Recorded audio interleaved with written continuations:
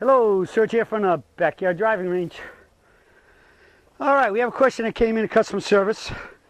This one comes from Brian Lean, and Brian says, does Jack have a vertical swing? I think he's referring to Jack Nicklaus. While he appears to turn a little more, which probably accounts for the prodigious distance he made, the club appears to be pretty vertical. Welcome your thoughts.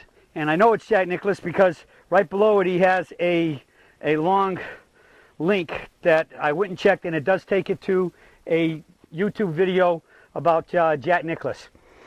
So, does Jack Nicklaus have a vertical swing? Heck, yes he does. I mean, it's so darn vertical, it's right there with me. In fact, it's so close to me that one of our certified instructors, Mike Bartholomew, who's a director of instruction, head instructor at Old Sycamore in Charlotte, which is basically my home base where I do private lessons and things.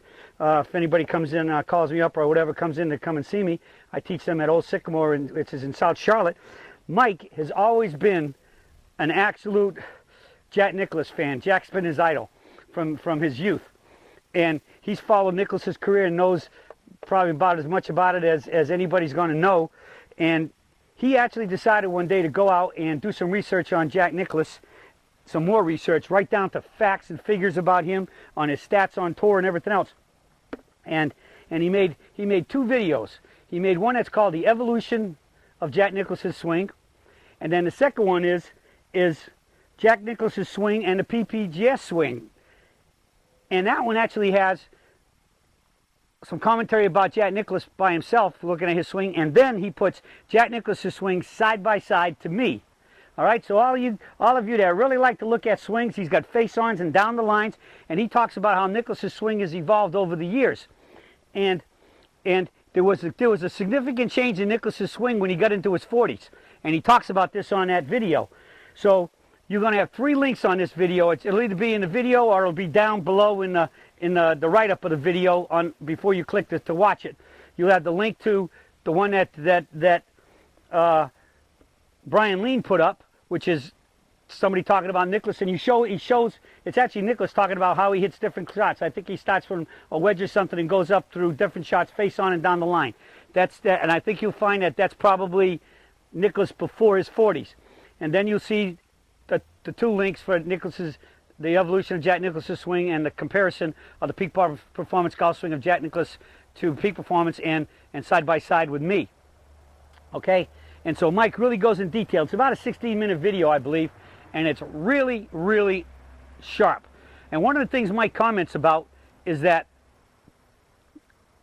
when Jack Nicklaus got into his 40s, he made a subtle change to his swing that most people wouldn't have seen, but unless you're really looking closely at it. And what that was he actually went more vertical when he got into his 40s.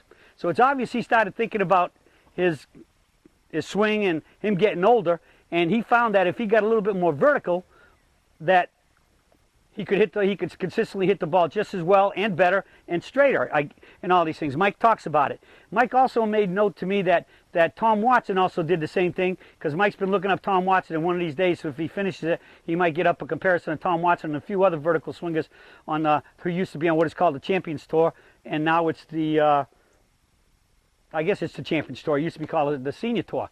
And then then when you go back to the Champions Tour, until about 5 years ago, almost everybody that's in the Champions Tour that played back then, predominantly every one of them was rather vertical, because that was the swing. They all learned that swing before the big paradigm shift, which is about 92 to 94, when the rotational swing came into vogue.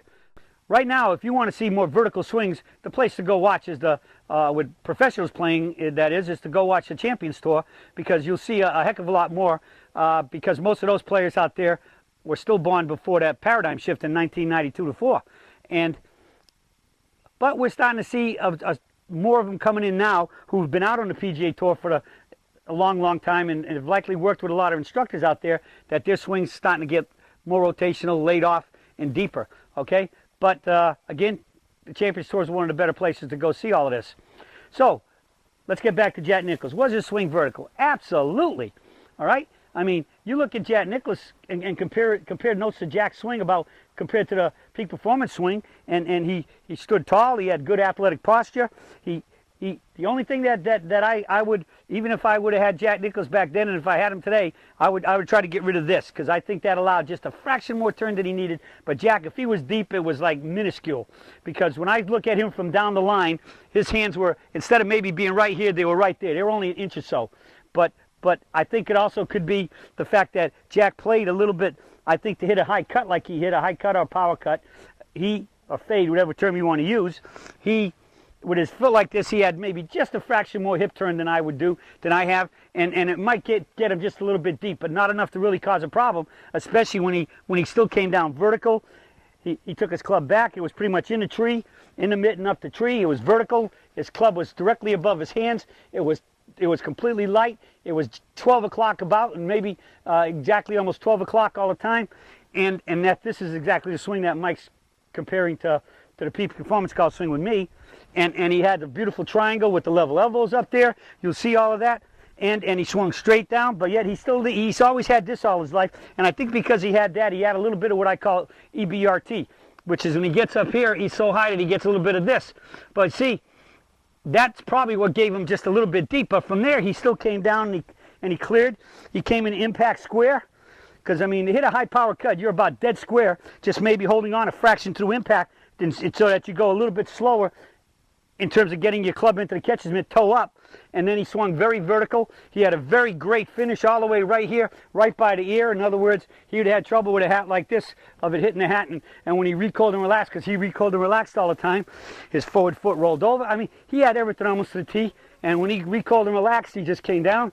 But he always had, compared to me, and you'll see it on the video, because of this and the little EBRT, he had to transition a little bit harder and have a faster secondary spine angle tilt, as Dr. Armstrong calls it, to get into a position to hit it, and it caused him to have a little bit more reverse seed than I would care to have. But man, who can argue about how good Jack Nicklaus played? In all his years on tour, he was one of the longest guys, and year after year was always very, very high up in his stats for fairways hit and greens hit in regulation. And never mind, we know how good a putter he was. So when you add all that together, you can see why he was a great player. Never mind, at the time, I don't think anybody would ever argue, and probably even today, that his mind was one of the best, one of the greatest, if not the best, that's ever played golf. And the game of golf, in terms of keeping himself in the moment and thinking himself through a golf course and playing smart golf and remembering things about the course and where the ball has to be hit, and remembering putts, that the break on putts when you get on courses that they played year after year. So Jack Nicklaus is absolutely vertical. He is basically as close as you can get to spot on peak performance golf swing. Other than, for me personally, if he was to come to me for golf lessons, or if I would have had him back then, I would have just tightened him up, and the biggest thing would have been the left foot coming up and the knee kicking a little bit. I would have tightened that out and hopefully got rid of it and kept the wide knees and just tried to basically straighten up his finish a little bit and get rid of that. And I think that would reduce a lot of stress and strain, and that would have done a great job with him. But even with those minor little things, and those are minor, I'm talking about doing some real polishing, some fine tuning is all he would have needed, because Jack Nicklaus is just about spot on PPGS. And watch Mike's video, and you'll get some good fine tips about the PPGS and how the greatest player ever, Jack Nicklaus, was right there with us. So I mean, if you want some more validation of how good the PPGS is, just look to Jack Nicklaus on these videos, and because nothing says it better than Jack Nicklaus. All the tournaments he won, 18 majors, and his success on a Champions Tour, and he's PPGS all the way.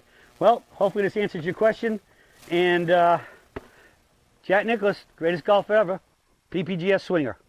That's it for the search for today, and I'll be talking with you all again soon.